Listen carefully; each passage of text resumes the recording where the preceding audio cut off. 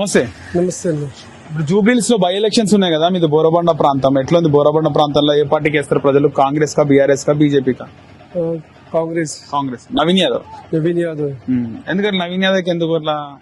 నవీన్ యాదవ్ ఈ కాంగ్రెస్ ఇది కొంచెం రోడ్ పెట్టిన అది మంచిగా చేసింది అది అట్లా. సో గతంలో బీఆర్ఎస్ ఉండే కదా, బీఆర్ఎస్ కోటేయారా ఇప్పుడు? బీఆర్ఎస్ చేస్తున్నది ఇప్పుడు చేయలేదు. ఇప్పుడు ఇంకా కొంచెం చూసేది వరకు ఇది కాంగ్రెస్ పార్టీ ఇది మంచిగా చేసింది.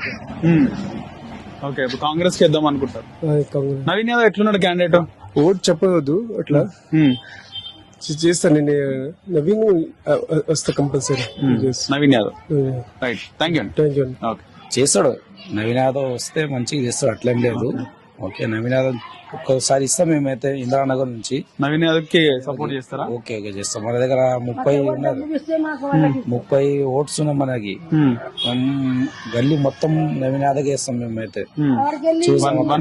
One side Naveen Yadav. One side Naveen Yadav ఉన్నాడు.